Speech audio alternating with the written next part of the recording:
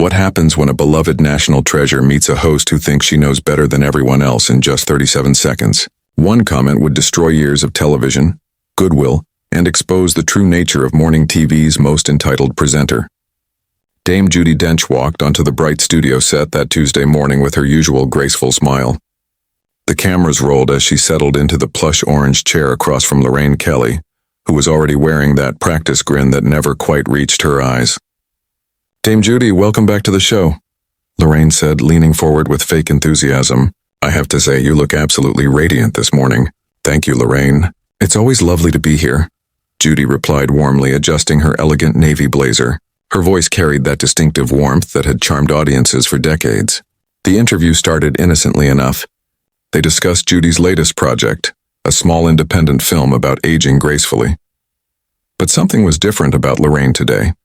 There was an edge to her voice, a sharpness that hadn't been there in previous interviews. "Now, Dame Judi," Lorraine said, her tone shifting slightly. "At 88 years old, don't you think it's time to perhaps step back from these demanding roles? I mean, surely there are younger actresses who could bring more energy to these parts." The studio fell silent. Even the camera operator seemed to freeze. Judi's eyebrows raised slightly, but she maintained her composure. "I beg your pardon," Judi said quietly, her voice still steady but with a hint of steel beneath the silk. "Well, I'm just saying," Lorraine continued, apparently oblivious to the danger she was walking into. "At your age, shouldn't you be thinking about retirement? Spending time with grandchildren? Knitting, perhaps?" The temperature in the studio seemed to drop several degrees. Judi's hands, which had been resting gracefully in her lap, now gripped the arms of her chair slightly tighter. "Lorraine," Judi said, her voice now carrying the authority of someone who had commanded stages and screens for over 6 decades. "I think there might be some confusion here. Are you suggesting that age determines talent?" "Oh no." No, Lorraine backtracked quickly, but then immediately made things worse. "I just think that maybe it's time for you to pass the torch to the next generation. You know, step aside gracefully while you still can." The audience was dead silent. You could hear the air conditioning humming in the background. Even the production crew seemed to be holding their breath. Judi's eyes narrowed slightly. This was the moment when everyone realized they were witnessing something extraordinary. The beloved Dame Judi Dench, known for her kindness and professionalism, was about to show what happens when you push a true professional too far. "Step aside gracefully," Judi repeated, her voice now carrying a dangerous quiet. "While I still can?" "Well, yes," Lorraine said, completely missing the warning signs. "You mean, let's be honest, Dame Judi. The industry is changing. Audiences want to see fresh faces. Young energy, not..." She gestured vaguely. "Well, not actors who might forget their lines or need help getting around set." That was the moment everything changed. The respect that had existed between interviewer and guest evaporated instantly. Judi's face transformed from polite patience to something much more formidable. "Forget my lines," Judi said, her voice now carrying the full weight of her theatrical training. "Need help getting around set, Lorraine?" "Are you quite serious?" "I'm just being practical," Lorraine said, somehow still not reading the room. "We all have to face reality at some point." "Reality?" Judi's voice rose slightly, still controlled but with unmistakable power behind it. "The reality is that I've been working professionally since before you were born. The reality is that I have more energy and professionalism in my little finger than most people half my age have in their entire bodies." Lorraine shifted uncomfortably in her chair. For the first time since the conversation began, she seemed to realize she might have misjudged the situation. "Now, Dame Judi, I didn't mean to offend," she started, but Judi held up one elegant hand. "Oh, but you did mean to offend, didn't you?" Judi said, her voice now cutting through the studio like a blade. "You brought me on this show not to discuss my work, not to celebrate my achievements, but to suggest that I should shuffle off into the sunset because you think I'm too old to be relevant." The cameras kept rolling, capturing every word, every gesture, every moment of this unexpected confrontation. The crew members exchanged glances, unsure whether they should intervene or just keep filming what was clearly becoming television gold. "That's not what I said," Lorraine protested weakly. "Isn't it?" Judi challenged. "You suggested I should step aside gracefully. You implied that I might forget my lines. You recommended knitting as a more suitable activity for someone of my advanced years. Tell me, Lorraine, what exactly did you mean?" Lorraine's famous confidence was crumbling by the second. She looked to her producers off camera, but they were just as transfixed by what was unfolding as everyone else. "I was just trying to have an honest conversation about aging in Hollywood," Lorraine said, her voice smaller now. An honest conversation. Judi's voice carried decades of Shakespearean training, filling every corner of the studio. There is nothing honest about suggesting that age equals incompetence. There is nothing honest about implying that experience is a liability, rather than an asset. The silence that followed was deafening. Lorraine sat frozen, finally understanding that she had awakened something she was completely unprepared to handle. Judi leaned forward slightly, her eyes locked on the reins. "Let me share some honesty with you, my dear. I've performed for royalty. I've worked with the greatest directors of multiple generations. I've earned every accolade this industry has to offer. And you think I should take up knitting?" The word knitting came out with such disdain that it seemed to echo in the studio. "Dame Judi, please." Lorraine tried one more time. "I think there's been a misunderstanding." "The only misunderstanding," Judi said, rising slowly from her chair with the grace and dignity of true royalty, "is your belief that age gives you the right to be patronizing to those who have achieved more in their careers than you could dream of in 3 lifetimes. The cameras followed her as she stood, capturing the moment when Dame Judi Dench decided she'd heard quite enough. Lorraine's eyes widened in panic as she realized what was happening. Dame Judi Dench, the woman who had graced stages and screens with unparalleled dignity for over 60 years, was preparing to walk out on live television. "Dame Judi, please sit down," Lorraine said, her voice suddenly desperate. "We can discuss this like adults." Judi turned back to face her, and the look in her eyes could have frozen fire. "Like adults? You mean the way you discuss my career? By suggesting I'm too decrepit to remember my lines?" "You never said decrepit," Lorraine protested weakly. "You didn't need to say it," Judi replied, her voice carrying the full weight of her years on stage. "Your meaning was crystal clear. You think that because I have lived longer and achieved more than most people ever will, that somehow makes me less capable, less relevant, less worthy of respect." The studio audience sat in stunned silence.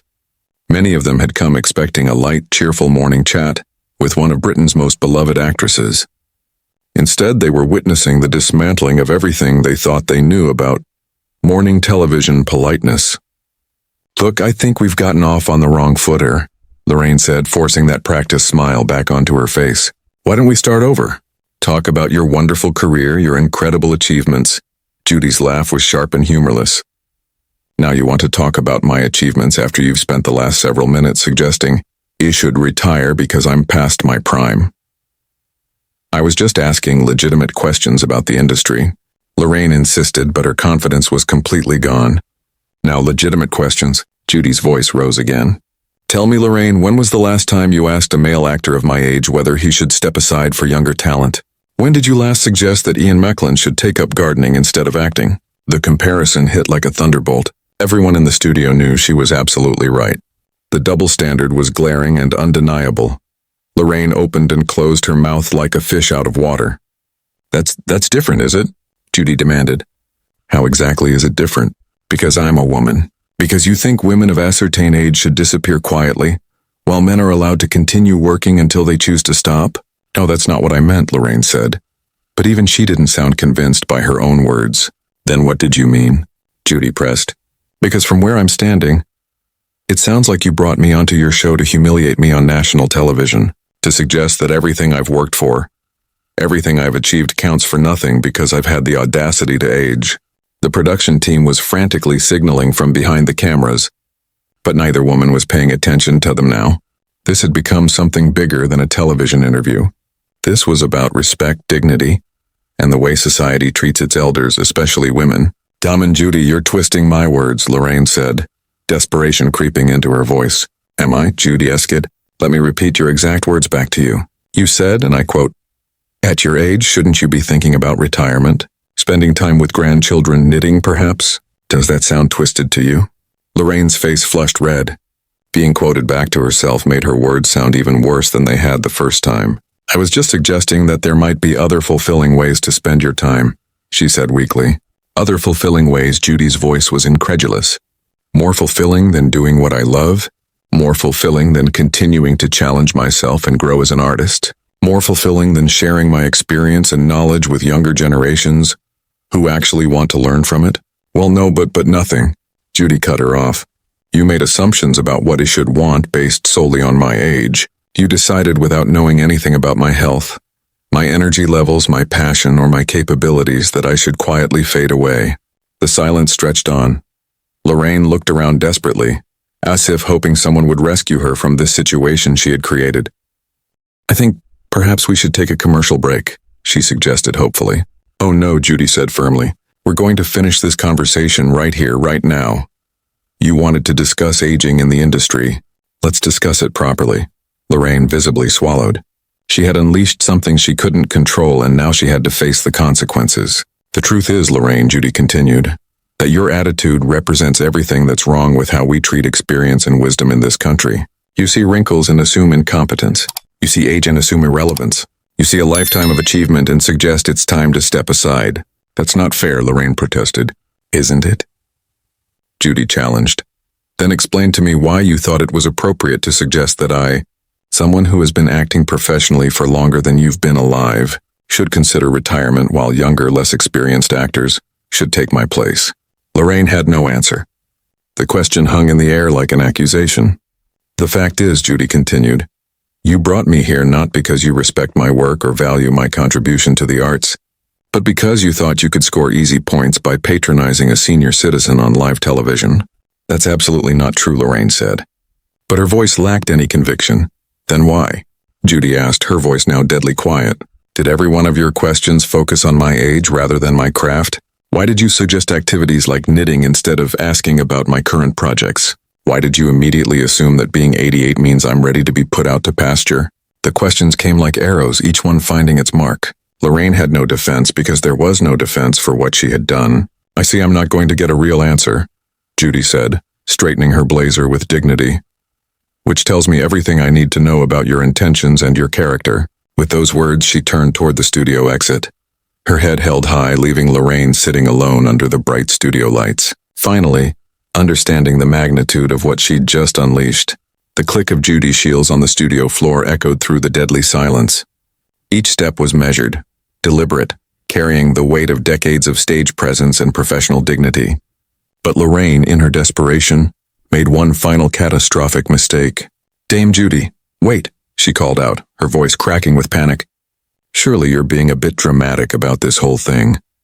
Judi stopped dead in her tracks slowly. Very slowly she turned back around. The look on her face could have withered flowers. Dramatic, she said, her voice now carrying a dangerous calm that was somehow more terrifying than her earlier anger. You think I'm being dramatic? Well, yes, Lorraine said, apparently having learned nothing from the past several minutes. I mean, we were just having a conversation about your career. There's no need to storm off like this.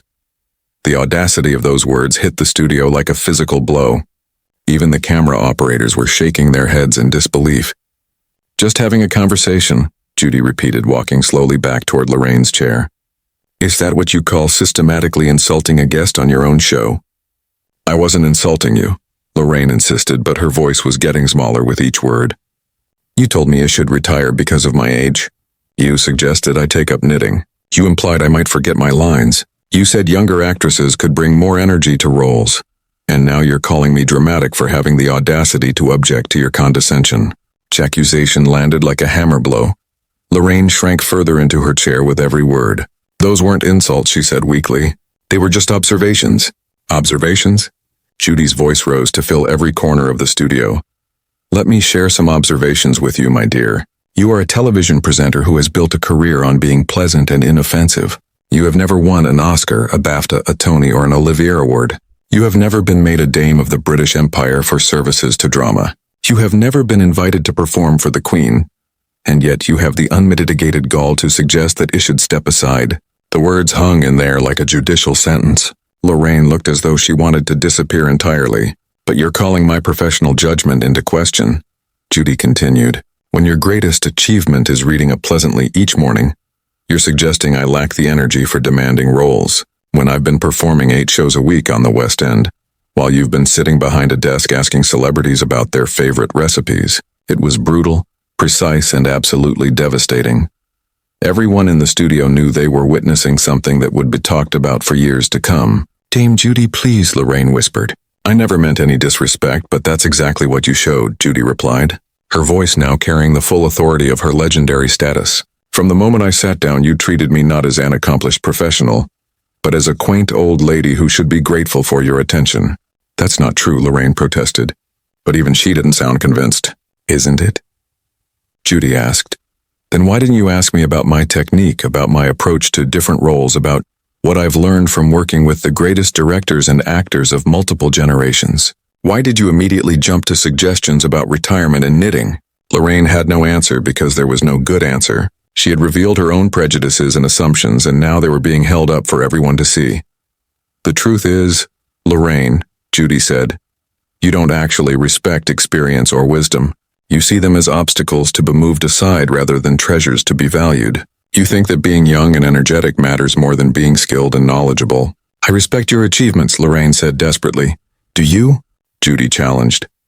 Because nothing about this interview suggests that nothing about your questions or your suggestions indicates any real respect for what I've accomplished or what I continue to contribute.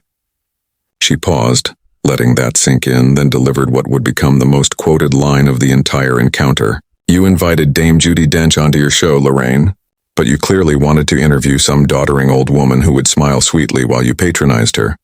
Unfortunately for you, I am not that woman, and I never will be. The silence that followed was absolute. Even the air conditioning seemed to have stopped humming. Judi adjusted her blazer one final time, looked directly into the main camera, and spoke to the audience at home.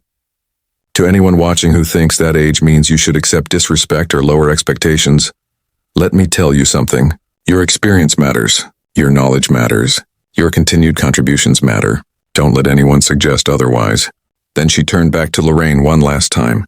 And as for you, my dear, perhaps you should spend some time reflecting on why you thought this approach was appropriate. Good day. With that, Dame Judi Dench walked off the set with her head held high, leaving behind a stunned studio, a humiliated host, and a piece of television history that would be played and discussed for generations.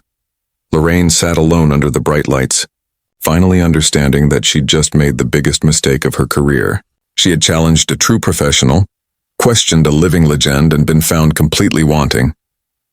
The cameras kept rolling, capturing her sitting there in the wreckage of what was supposed to have been a simple morning chat show interview, knowing that she would never live down the day she tried to patronize Dame Judi Dench and learned exactly why she was a dame in the first place.